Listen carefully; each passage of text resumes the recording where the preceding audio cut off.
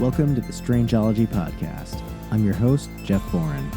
From cryptozoology, ufology, and the paranormal, to legends, forbidden history, and more, listen in and explore the world of the weird and unexplained. Join me as I look into strange and fascinating tales and unearth the truths and theories behind some of the world's greatest mysteries. Be sure to head on over to our HQ, Strangeology.com, where you can check out our blog, episodes archive, gift shop, sign up to our email list, and so much more. For daily updates, trivia, shenanigans, and the occasional giveaway, follow us on social media over at Instagram, Facebook, and Twitter. And now, on to this week's episode.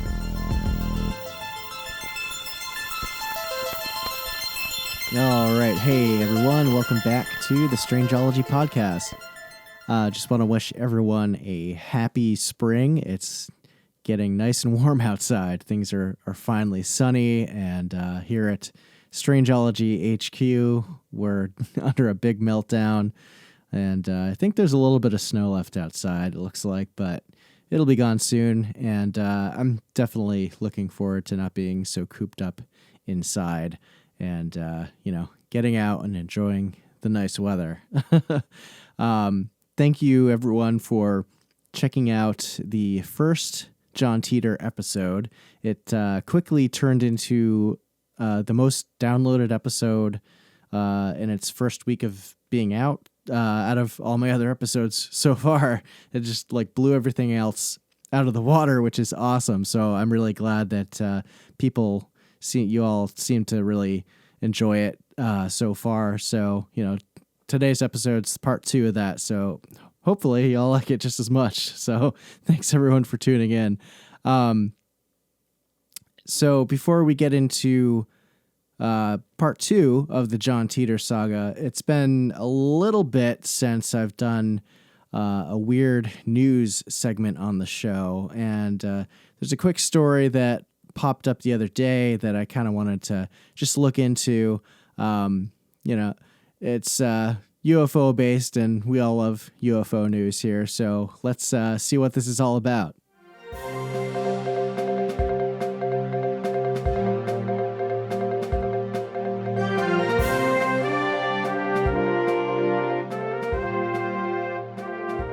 So this story comes from the Debrief website. So back in December last year, if you hadn't heard, there was this 180-day countdown for some kind of UFO disclosure by the U.S. government, which began back then. And, maybe this means that the public will learn some new knowledge about UFOs, or perhaps there's going to be some kind of official government acknowledgement of the phenomena after, it's been 74 years since the Roswell incident.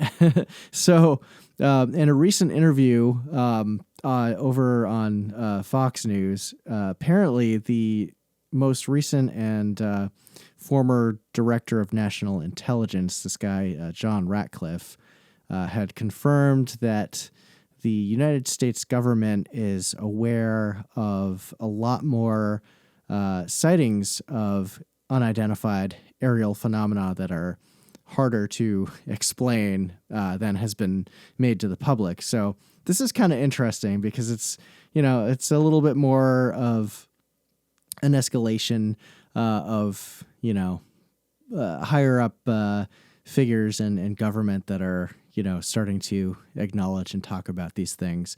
And he alluded to the declassified encounters and sightings like the David Fravor and with the Tic Tac video, and those ones that were declassified a few years ago. But he also had mentioned other naval encounters and even things picked up within satellite imagery, which is interesting.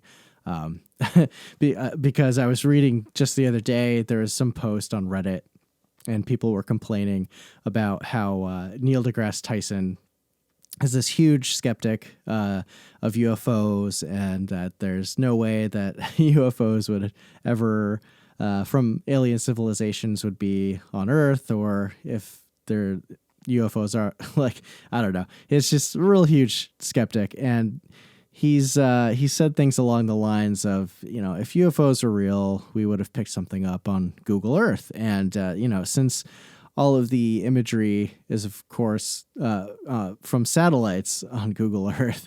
Yeah. So I don't know. It's kind of interesting that, Ratcliffe is saying like, yeah, there's stuff that's been picked up on satellite imagery. So it kind of debunks Tyson's little claims there. And Ratcliffe also went on to explain that when sightings occur, it's not usually an isolated source of information that's pointing towards these things. Like it's not just a pilot seeing something or the random satellite. He revealed that it's usually multiple types of sensors that are picking these things up, whether it's radar or some other methods. The interview didn't really make that 100% clear, but having multiple sources confirm that there are objects in our airspace that are unidentified and clearly very technologically advanced beyond our own capability, simply based on the maneuvers that they're doing and, no real indication of visible propulsion systems. And it's, so this is a pretty interesting piece of news. And ultimately, Ratcliffe believes that, it would be healthy to release this information to the public, which is what a lot of, ufologists and enthusiasts into the phenomenon have been saying for years, is that, we should, the public has a right to know what's going on. But there's also the argument that like, oh, maybe, if the revelation comes to pass that, hey, we're not alone in the universe and there's intelligent beings from elsewhere that are just here visiting us and monitoring us, and, things might break down on a societal level, but I'm not sure about that. But anyway, that was the big news story for this segment. So let's get on with the show, because it's going to get a little twisty turny. So, all right, guys.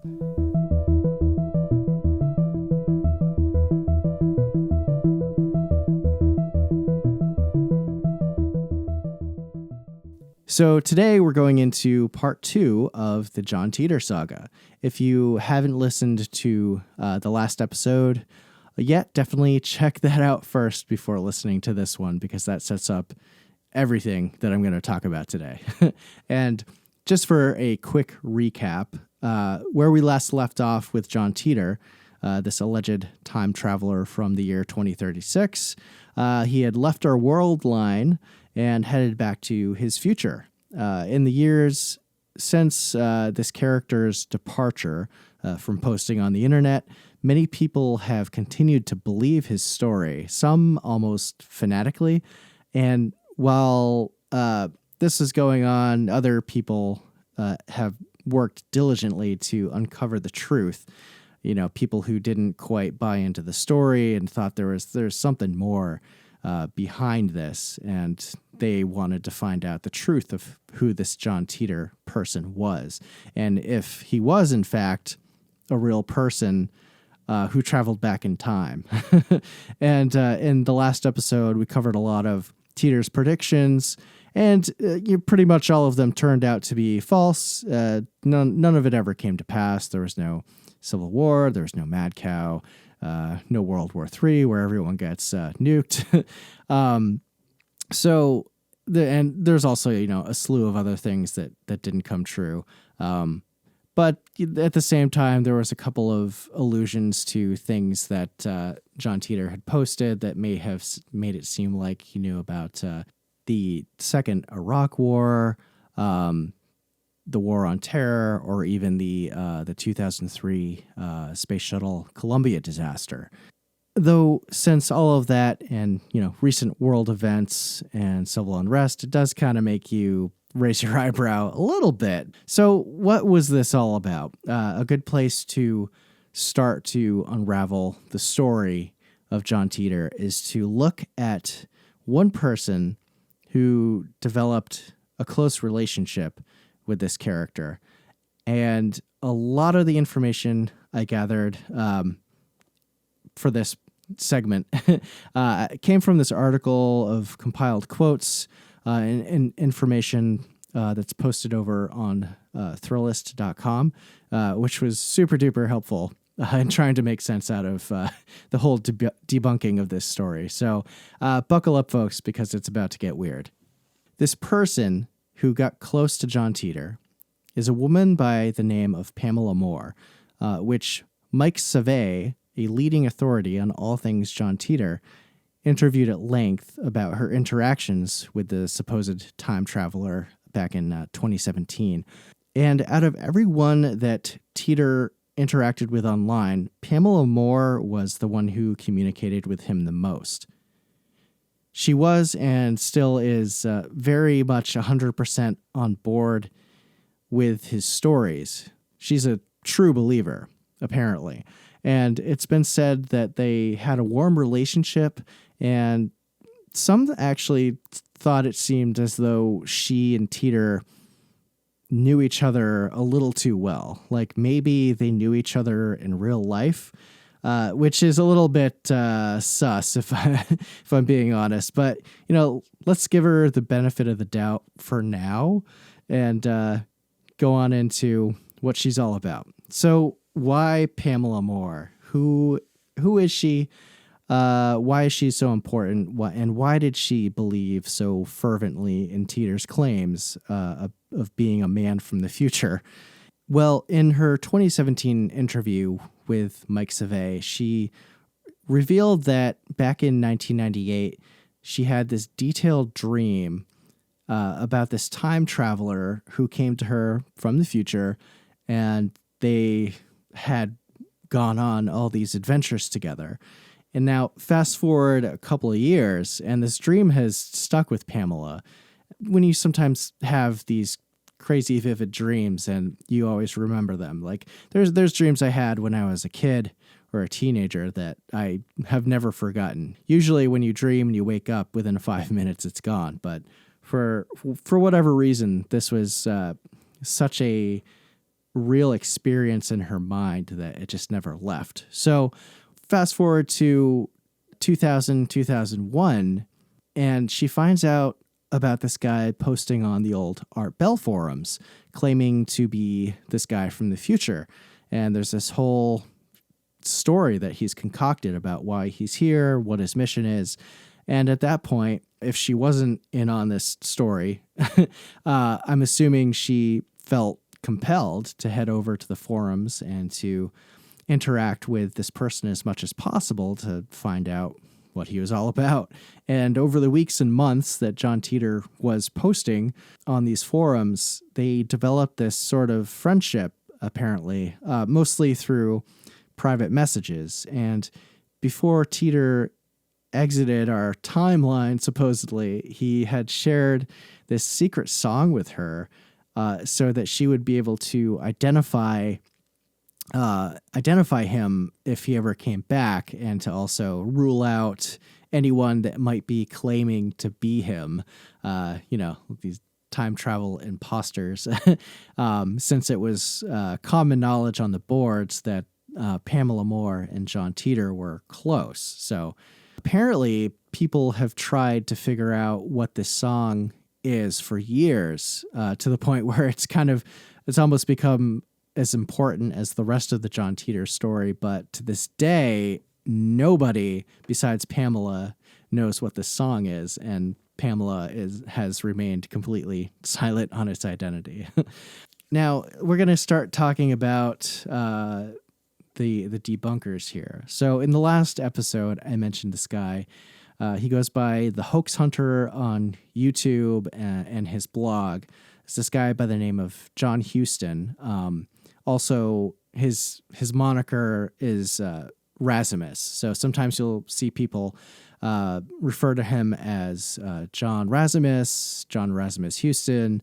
But for the sake of brevity, I'm just going to to refer to him for the rest of the episode as Razimus, because there's a John Teeter. I think there's a few other Johns that are going to show up here, so just to make things easy.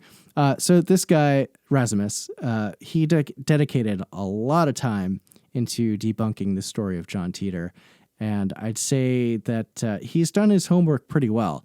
As far as the song, though, this secret song that's supposed to identify Teeter for Pamela Moore, well, in 2009, Razimus actually reached out to Pamela for an interview via email to find out a bunch of answers. And in regards to this particular song, she told him that she believed that Teeter knew the song. He was the only one who knew the song. Like maybe it was a song from the future that hasn't been written yet, and never told anyone else. So it's kind of like a literally mum's the word on this super secret tune. So that's kind of like where that part of the story ends. So what else has Razimus done to further the case against John Teeter being a real life time traveler?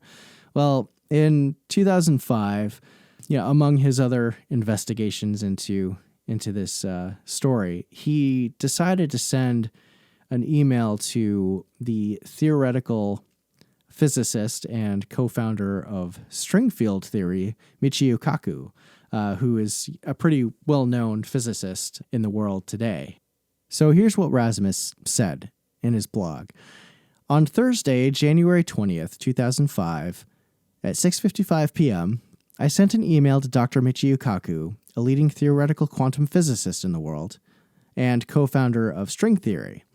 I asked him the following question concerning John Teeter. I don't know if you've heard of the supposed time traveler named John Teeter. I believe he is fake, but thousands believe he is real. I think it would help for them to hear what a real theoretical quantum physicist has to say about it. You don't have to read his entire story to know the chances of him being a hoax or not. To summarize, a guy contacted Art Bell back in 1998 and later posted on the internet back in 2001 and claimed to be a real time traveler from 2036. He claims his time machine works by using too many black holes, and he claims this technology was already created by CERN. Could you tell me the chances of him being real? And apparently, Michio Kaku doesn't mess around with emails, and apparently, within 10 minutes, Razimus got a response from him. So here's what Michio Kaku had to say in response. Thanks for the email. For my thoughts about time travel, see www.mkaku.org and also Parallel Worlds. I think the person you mentioned is a fake. Many black holes do not have the power to bend time, and CERN certainly has not produced any. The LHC will be turned on in 2 years, and there's a small chance it might create a mini black hole, but these are subatomic in size and energy. Time travel may be possible, but not for a Type 0 civilization. Type 3 civilizations, however, may have access to the Planck energy, where this possibility opens up. Sincerely, Michio Kaku. From a leading theoretical physicist, it kind of puts the nail in the coffin for time travel, at least any time in our lifetimes. As far as the civilization scales, I just want to do a quick sidebar here. If you're unfamiliar with civilization types that are outlined by Kaku. So basically, the world we live in, human civilization is a Type 0 civilization. And this type is able to extract energy from solar, geothermal, wind, and fossil fuels, and civilizations of this level are barely beginning to explore their own solar system. So it's pretty much like we're the most primitive, right? And then when we go on to Type 1, a civilization at this level apparently can control the entire resources of their planet, and they can also control the weather of the planet. This civilization type has also explored their entire solar system and are well on the way to starting to travel interstellar distances to other solar systems and explore the galaxy. If you've seen The Expanse, humans would probably be kind of in a transitionary period between a Type 0 and a Type 1. And that's still like a few hundred years out from where we are now. And And now things get crazier. So when we move up to a type 2 civilization, these kinds of civilizations are apparently able to control all of the energy output from the host star of their solar system using Dyson Spheres, which Dyson Spheres are this gigantic solar system-sized construct, which is able to extract the energy from the star. Type 2 civilizations are also intergalactic, exploring other galaxies within the universe. So a civilization of this level is well beyond Star Wars and Star Trek technology. Though second sidebar nerd alert, we did see Dyson Spheres making appearances in some Star Trek episodes, but they were like these old relics from like tens or hundreds of thousand-year old like civilizations that didn't exist anymore. And finally, there's Type 3, which according to Kaku, this is how advanced a civilization would need to be to achieve time travel. And these civilizations at this level can control the entire output and energy output of a galaxy, if you can even comprehend that, and then control stars as well as black holes and possibly time itself. So that just kind of like helps put into perspective like the levels of technology involved, according to Michio Kaku. So, I mean, who knows? Maybe there's some workarounds. I'm not sure. But let's keep going here. So here's where things start to get interesting. And I know we're kind of jumping around in the timeline a lot, no pun intended, but bear with me. We're going to turn the clock back just a little bit, back to September 16th of 2003.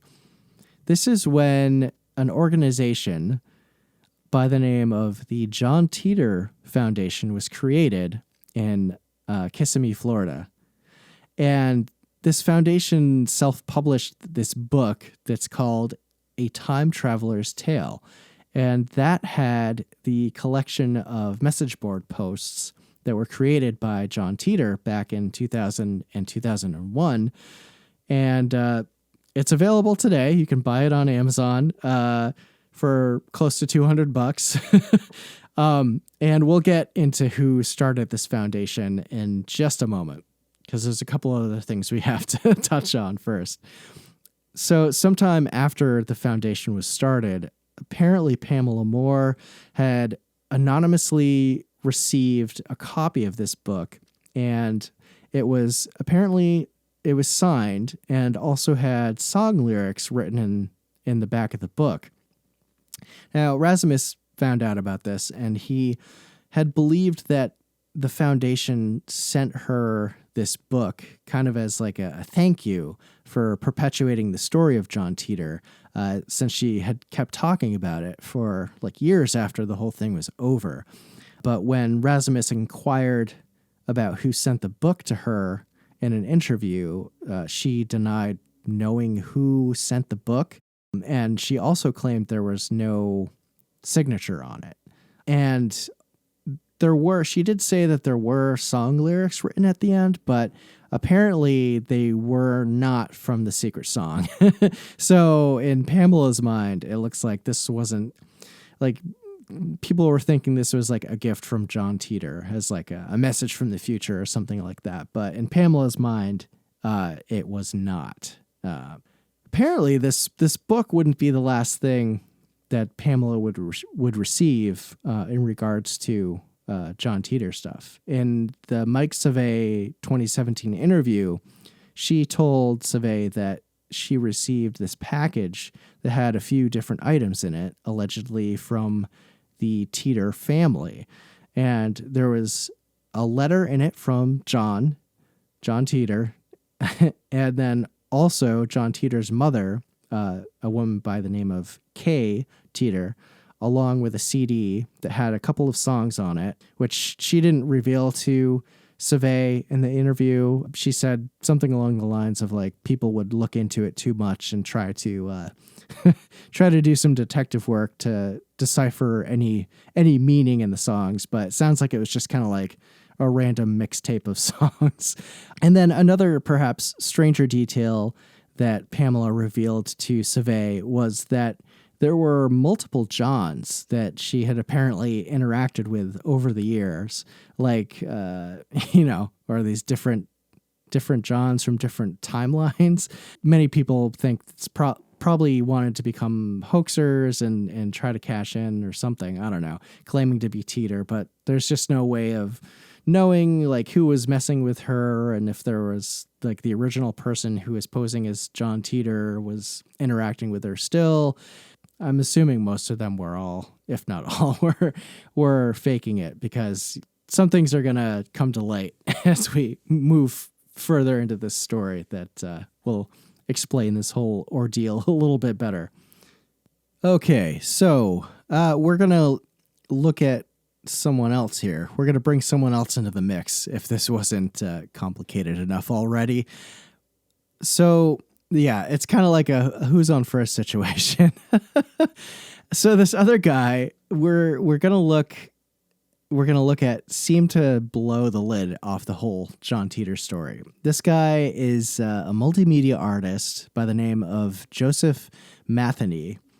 Matheny came forward years back claiming to have been a consultant for the John Teeter project back in the late 90s, which he said this project was something like a postmodern storytelling effort to use the internet to create this like new folklore for the millennia in our modern times. And I mean, if this is the truth behind it all, like, well done on creating an engaging narrative that really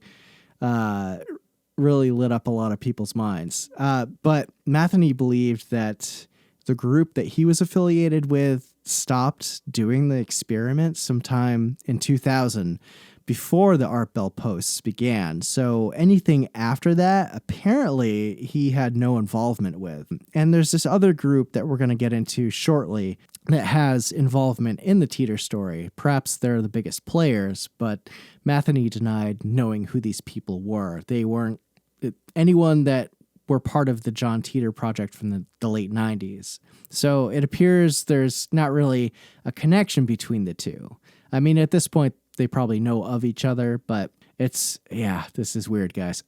So it's like if Matheny's group started the whole thing in 1998, but they weren't involved in the Art Bell forum posts that went viral, like who was this copycat that took this 1998 fax time traveler story and ran with it? Well, Rasmus thinks that the responsible parties were definitely fans of Art Bell, and maybe they found the old 1998 radio show in an archive or something like that, and they decided to run with this time traveler from 2036 story. But in the end, the whole thing blew up way bigger than they ever expected, and then they just couldn't let it die. And Rasmus also has stated he's wondered that, maybe these people might have like a movie or book rights that they've been sitting on, hoping to make some money off of it. And according to Matheny, he's heard that some people were trying to make money off the story as well. So, it kind of makes sense. Interestingly, there was a 2009 anime from Japan, as well as an interactive game that's called Steins Gate. And apparently this game features the character of John Teeter, who is a time traveler.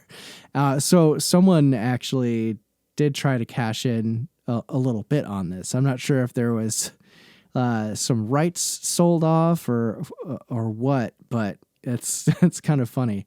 And in the end, this Matheny guy has backed off the whole John Teeter story, since there's a bunch of diehard believers in the story that I guess wound up harassing him to the point of like stalking his LinkedIn page and calling people he worked for.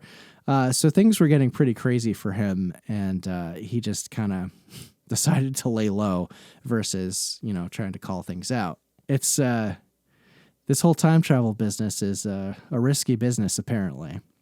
So remember the John Teeter Foundation from a few minutes ago? Well, this foundation was started by a lawyer who happens to represent John Teeter, and his name is Larry Haber. Now, Haber has been an attorney for many years, and he actually specializes in entertainment law. All right, this is going to get weird, folks, so bear with me.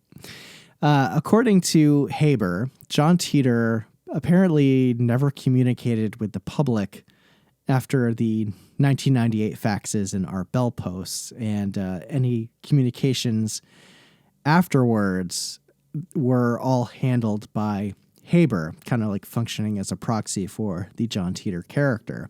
And I know what you're thinking, like, oh, so this guy is probably John Teeter. Well, certainly the knowledge that this guy, this lawyer, was running the foundation and supposedly legally representing some guy from the future raised some eyebrows, right? Clearly, this led many to believe that he may have been the responsible party in the true identity of Teeter, and it's like, case closed. But there's more to the story, if you can believe it. And it's not quite that simple. So Larry Haber had some interesting connections, which may lead to the true identity of Teeter. For one, he has a number of brothers, and one of these brothers is Maury Haber. And Maury is a computer scientist, and that fact alone might explain how, if this was set up somehow by Larry and his brothers, it might explain how John Teeter had a lot of computer knowledge and technical knowledge, especially of the IBM 5100 computer. And, maybe this is like the smoking gun that shows that they were the ones creating this story. There was also apparently some debate as to whether or not one of the Haber brothers was named John, which could also be kind of like there's John. It was an easy name, swap out the last name. But during a 2009 interview with Rasmus, Pamela Moore was asked about the Habers, and interestingly, she claimed that Larry didn't have a brother named John, but he does, in fact, have a brother named John, John Richard Haber. So that kind of makes me look back on Pamela. Does she know what's going on? Was she involved in this whole thing? Or is she actually just someone who just believed wholeheartedly that this John Teeter character was real? I don't know, man. It's so Larry also backed this up in a 2014 interview on Fade to Black Radio, where he confirmed that his brother Maury worked for a big computer security company that was working on high-level stuff. So, yes, he has a brother named Maury, and he's a computer whiz of some level. And some of the other things that Larry said in this interview were interesting, such as this quote. He was responding to a question, and he says, "When I get asked this question, is it real? My answer is always the same. I don't know. I don't answer whether or not I do the work I'm hired to do." In regards to, is John Teeter real? And this is, it's kind of a convenient out, right? But at the same time, he claimed that a law school friend referred him to Kay Teeter, which is John's alleged mother, and that's how everything started with the John Teeter Foundation. So unless he's making this whole thing up, maybe Kay Teeter is a real person, or it's a pseudonym for somebody else. According to Pamela Moore, she was unsure if Larry Haber was even representing anyone real or not throughout this whole John Teeter Foundation deal, and that he was just contracted for legal issues within the realm of entertainment, which, that's what he does for his job, right? And in 2016, Rasmus found a P.O. box that was registered to John Richard Haber, and he somehow acquired access. And I'm not clear exactly how he went about doing this, but apparently he was able to access Maury Haber's handwriting, and he compared it with some old John Teeter photos that were posted back in the day that had Teeter's handwriting on it, and evidently these two handwriting styles were a match. And then another Haber brother by the name of Arthur actually emailed Rasmus because of this. Like, Rasmus had posted a video online that was showing this comparison, and like the day after it was posted online, Arthur emailed him and talking about these comparisons. And for Rasmus, it proved to him that the Habers are the ones that were behind the creation and perpetuation of the character of John Teeter. So is this the end of the John Teeter story?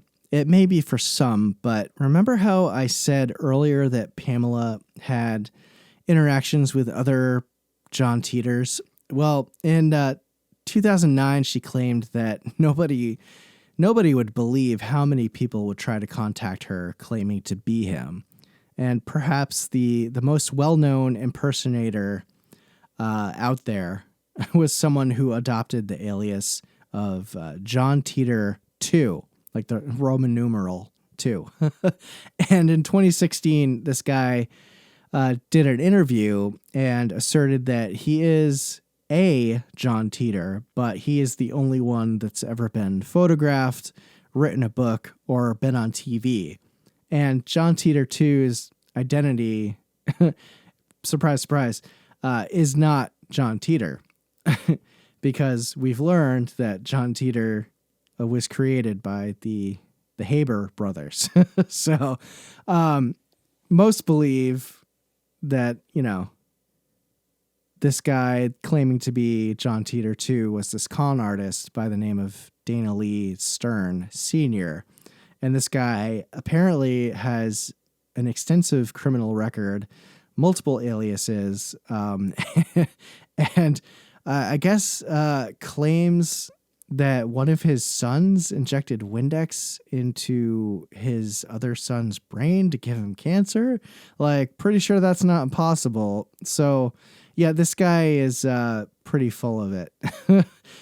The true identity of John Teeter 2 was actually exposed by this guy, Jason Quitt, who runs The Crystal Sun via YouTube. And subsequently, John Teeter 2 had like books and contracts and stuff. And once this information came out, like book sales tanked and all his contracts were ripped up. And basically because he was using John Teeter 2 as his name, but it wasn't his legal name. It was actually Dana Lee Stern Sr. And since then, apparently this Stern guy threatened a lawsuit against Jason Quitt, and also wound up resorting to like harassing and threatening him, and wouldn't stop until he was paid $30,000. So he's like trying to extort this guy, Jason Quitt. So like this guy is just like something else. And apparently it got to the level that the FBI got involved. And there's so many twists and turns with this story, guys. So it seems right now that like this is the latest debacle in the John Teeter saga. And it really seems to light a passion in people. I guess like in the article I was reading, apparently like one of the more recent theories beyond this was that like Donald Trump was John Teeter. I think that came from 4chan or something. It's like, yeah, there's so many different things that go on with this story. And I'm honestly surprised that like a movie hasn't been made of this yet. Like the Habers really need to cash in on that Hollywood money for it, I think. And if all of that wasn't enough to show you that ultimately the story of John Teeter, whether you want to believe it or not, was most likely a hoax, like 99%. here's one more tidbit that I came across in my research that I never knew about, and it's really interesting. This was posted over on Stranger Dimensions. So in 1986, there's this company called Steve Jackson Games, and they published this thing called GURPS, or GURPS, which stands for Generic Universal Role-Playing System. This thing is like a framework for role-playing. Think like Dungeons and Dragons, but unlike an RPG like D&D, which is like a self-contained realm with a strict set of rules, the GURPS system was used for a number of different games and different kinds of campaigns. So it sounds like it was maybe a little bit more robust than D&D. Quick disclaimer, I've only ever played D&D once in my life, and it was a long, long time ago, and I think I only made it like an hour into the game. So there's this campaign using the GURPS system called Cyberworld, which was published in 1993.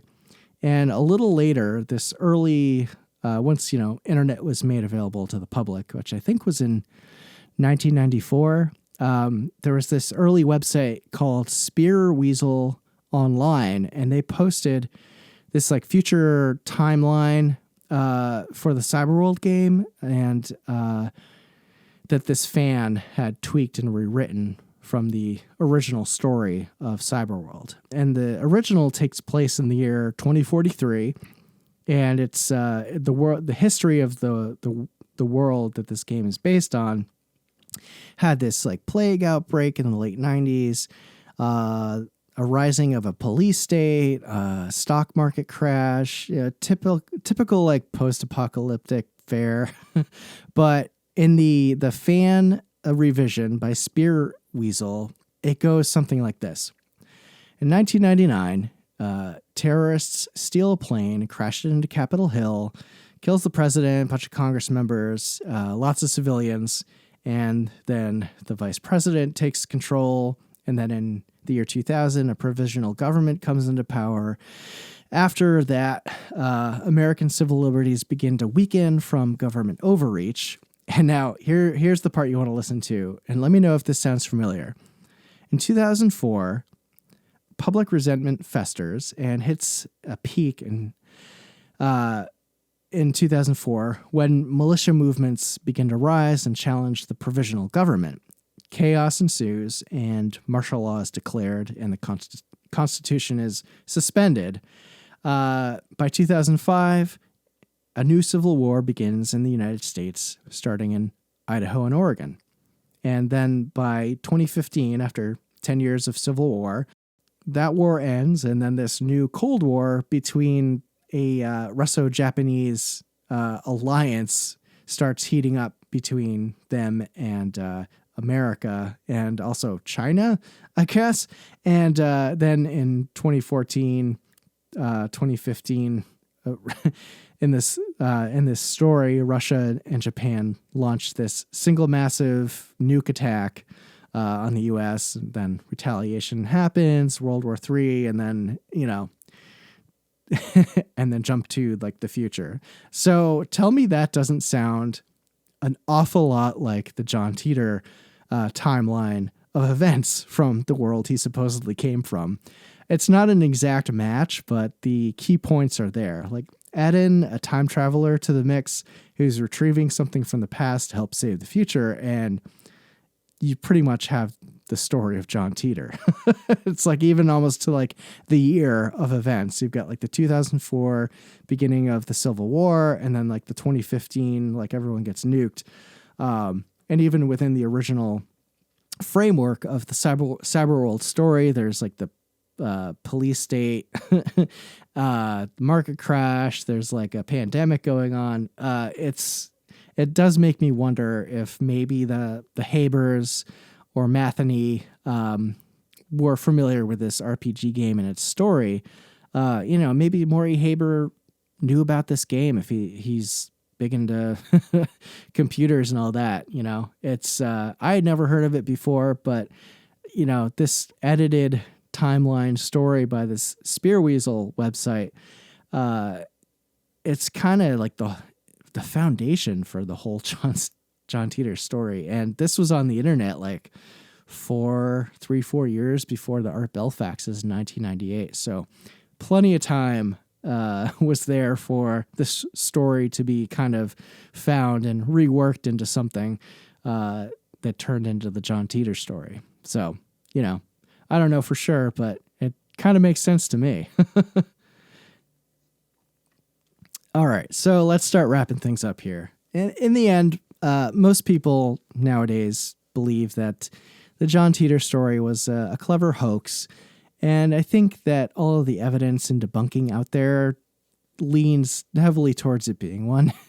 And, I want to believe that there was a time traveler from the future, but, it's everything out there that's information to the public, and, people like Rasmus doing his homework and finding out all the information about the Habers, and it just seems like, this is probably just, a story. And especially with Matheny's revelation as well, saying he was involved in this like art group that was trying to create some new kind of lore for the millennia. It seems clear that, these parties were responsible. But I don't think, at least I haven't found any like public acknowledgement or statements that Larry Haber and his brothers have ever come forward publicly admitting this whole thing is a fake. But it is interesting about, the amount of knowledge that the John Teeter character had about physics and different things that were happening in the world. So, I guess that can be explained by Maury Haber, who was a computer scientist, and perhaps he had some connections to other people who knew some physics when they were coming up with the story, or even borrowed ideas from other stories like this cyber world thing. I suppose it wouldn't have been terribly hard to craft a story like that. So why John Teeter? What made his story so compelling? Why did it resonate with so many people? And why did so many people just terribly want to believe that this thing was true? What about this story made people believe he was a real time traveler and not just another hoaxer? Because, for sure, there's been people claiming to be time travelers for years on the internet, even before the internet, I'm sure. For starters, it was different times back when the first fax dropped into Art Bell's lap in 1998. And these stories were aired on a fringe radio show, like in the heyday of shows like X-Files and what else was on TV in the 90s, like Dark Skies. I can't really remember.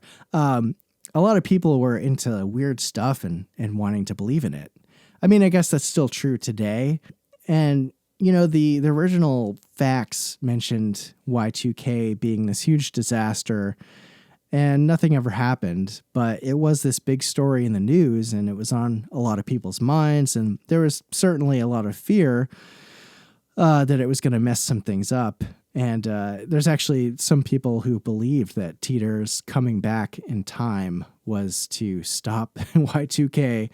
And that's why it never got bad, apparently. But, so many strange stories got broadcast on Art Bell's show back in the day. And when the forum posts and pictures and interactions with people started happening by this John Teeter character, or Time Travel Zero, whatever you want to call him, it made it all the more compelling. And then back then, 9/11 hadn't happened yet, but the Bush-Gore election took place, and if you were alive back then, you probably remember the Florida recount, and then Bush being appointed by the Supreme Court, and Gore won the popular vote, but then Bush became the president. I think people were probably drawing on parallels with real-world politics, and they were worried about the future and like where things were going, geopolitically and otherwise. So, the John Teeter story was just ambiguous enough and close enough to reality to be almost believable to people then, and even now for some. So in the end, we're left with the question of, is time travel real? And if it is, where are all the time travelers?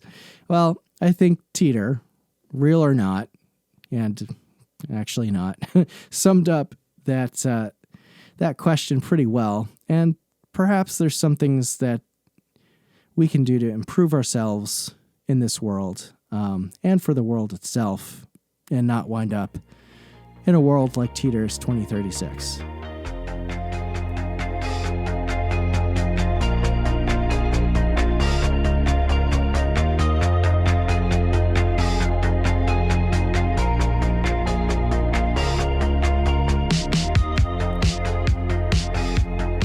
And that, my friends, is the story of John Teeter. Thank you all for listening and sticking with me until the end of this wild tale. I know it got a bit hairy for a minute, and believe me, when I was putting this all together, there were so many twists and turns, and it was making my head spin at times. I was familiar with the original story since I found out about it pretty shortly after it all kind of came to the internet. And I mentioned in my last episode that I used to frequently check the johnteeter.com website to see if there was new updates. But, after all that stuff that came after with all the investigations and the fake John Teeters, and I never knew things got so intense. But anyway, I hope you liked this episode. And if time travel is real or possible, where would you go? Would you go to the past, the future? Is there a specific historic event that you would have wanted to witness? I know for me, I would want to go back and see how the pyramids were built in Egypt. Leave a comment over on my Instagram or Facebook post announcement for the episode, and let me know. That's always a fun conversation to have. So a couple of quick shout outs. As always, thank you all for listening to my show. You all rock, and it means so much that people all over the world are downloading this show. The last episode for part 1 of John Teeter, the John Teeter saga, skyrocketed Strangeology's downloads, which is really, really cool. And I'm digging the deep dives in the podcast format a lot. I hope you all are enjoying the different topics I'm covering. If you're new to the show or haven't listened to my first episode, basically I had started Strangeology as strictly this Instagram account doing informational posts about cryptids, UFOs, and all things weird. And as time went on, I realized I needed something that could handle a much wider scope of being able to report on things, and something a lot more robust, and podcasting and YouTube videos. It was definitely the way to go. So thank you all for following me on this crazy journey.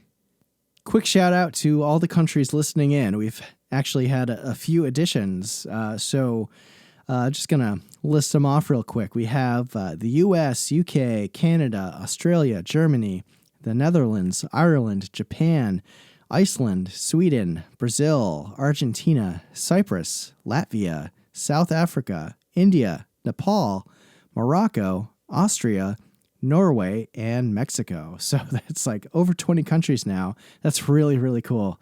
Sorry, I don't know. It's exciting. And as far as other news, this week I'm running a sale over on my shop. So if you're looking to grab some Strangeology merch for a deal, the sale is running until March 27th. That's this coming Saturday, 2021.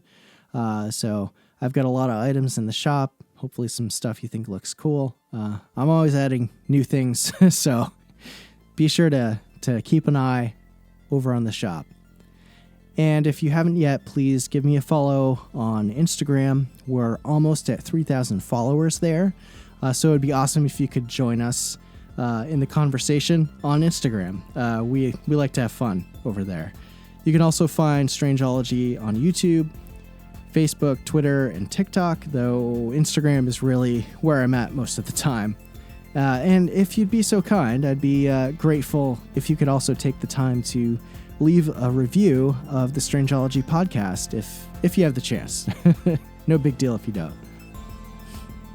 And on a final note, I'm hoping to be getting out on the road this spring and summer to maybe do some on-the-ground stuff, investigating places and that kind of thing. So, and also to hopefully hit up some conventions as things open up in the country. So stay tuned for news on that front.